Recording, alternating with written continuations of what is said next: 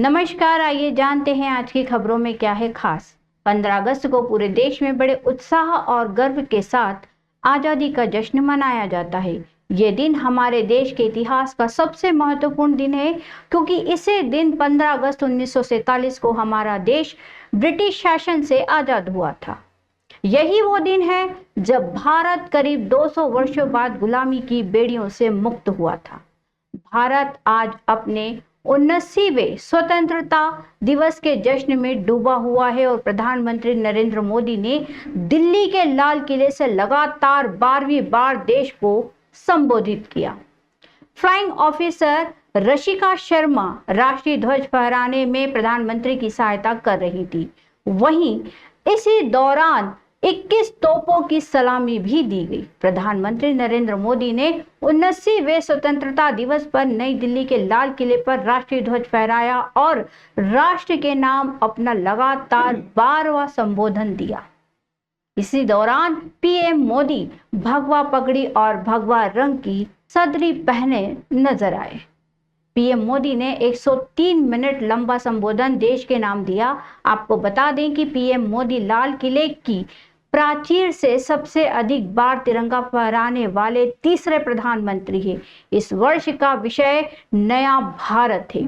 इस वर्ष स्वतंत्रता दिवस समारोह में ऑपरेशन सिंदूर की सफलता का भी जश्न मनाया जा रहा है। 22 अप्रैल को पहलगाम आतंकवादी हमले के बाद भारत की सैन्य प्रतिक्रिया ऑपरेशन सिंदूर की योजना और क्रियान्वयन में शामिल वरिष्ठ सैन्य अधिकारियों को 79वें स्वतंत्रता दिवस की पूर्व संध्या पर सम्मानित किया गया।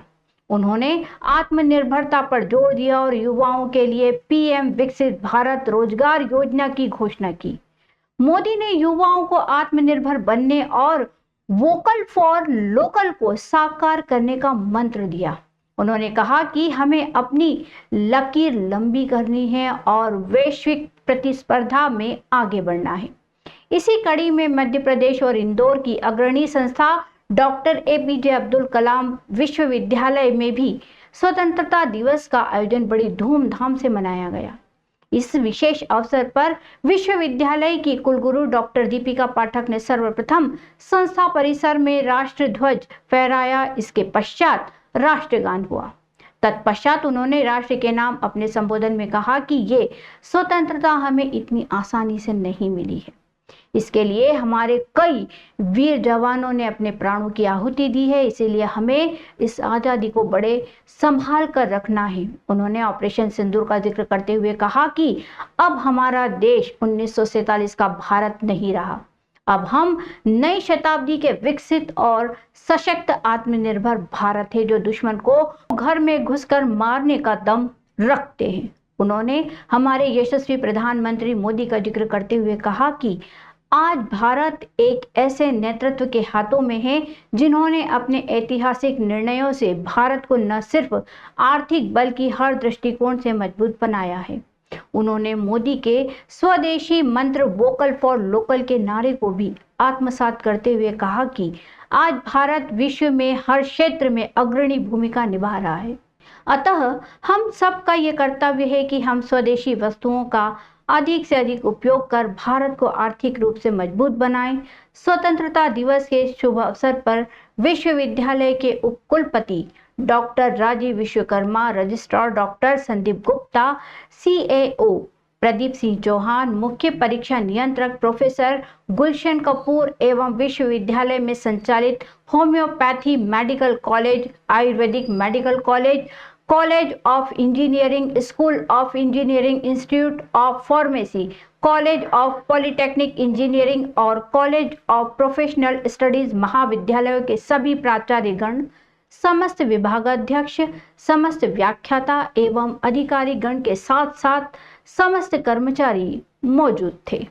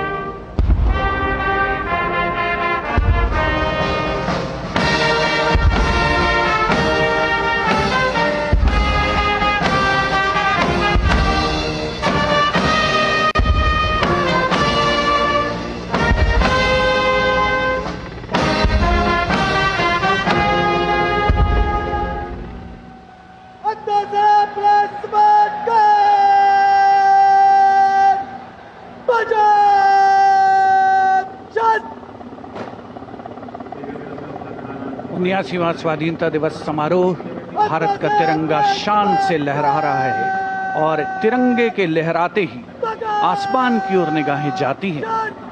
इस वर्ष स्वाधीनता दिवस समारोह को अनोखा कलेवर प्रदान कर रहे हैं भारतीय वायुसेना के 2 Mi-17 हेलीकॉप्टर्स, एक राष्ट्रीय ध्वज लिए हुए आपके स्क्रीन पर फूलों की वर्षा करता हुआ, और दूसरा ऑपरेशन सिंदूर को दर्शाने वाला ध्वज लिए हुए इन हेलीकॉप्टर्स की कमान संभाल रहे हैं विंग कमांडर विनय पूनिया और विंग कमांडर आदित्य जायसवाल।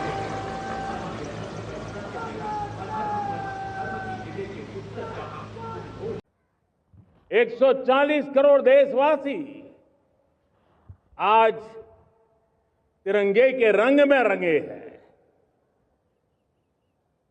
हर घर तिरंगा, भारत के हर कोने से, चाहे रेगिस्तान हो या हिमालय की चोटियां, समंदर के तट हो या घनी आबादी वाले क्षेत्र, हर तरफ से एक ही गुंज है, एक ही जयकारा है। हमारी प्राण से भी प्यारी मातृभूमि का जयगान है।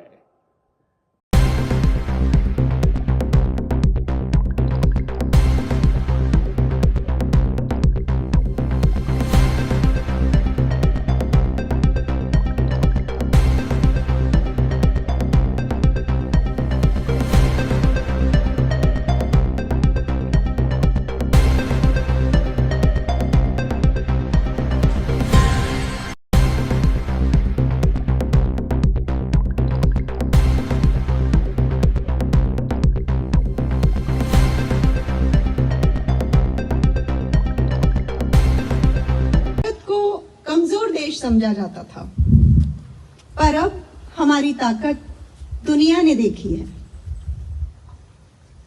अब हम भारत की ओर आंख उठाने वाले की घर में घुसकर उसको मारते हैं। हमारे स्वतंत्रता सेनानियों ने अपनी जान न्यौछावर करके यह आजादी हमें दिलाई है, पर हम अभी भी विदेशी चीजों की तरफ आकर्षित होते हैं। हम विदेशी वस्तुएं अपनाते हैं, विदेशी संस्कृति अपना रहे हैं। हमारे श्रद्धेय प्रधानमंत्री जी ने स्वदेशी अपनाने का जो संदेश हमें दिया है, प्रत्येक भारतीय को उस संदेश का सम्मान करना चाहिए। इस मंच से मैं आप सभी से अनुरोध करती हूं कि आज घर जाकर दिन भर में आप जितनी भी वस्तुएं उपयोग करते हैं उनकी एक सूची बनाइएगा और फिर देखिएगा कि कितनी वस्तुएं हम विदेशी उपयोग कर रहे हैं। कई बार तो हमें पता भी नहीं होता कि ये वस्तु विदेशी है। भारत की इकोनॉमी को चौथे से तीसरे नंबर पर लाने के लिए ये हमें करना ही होगा, स्वदेशी अपनाना ही होगा। अंत में पुनः आप सभी को राष्ट्रीय पर्व की हार्दिक शुभकामनाएं। जय हिंद, जय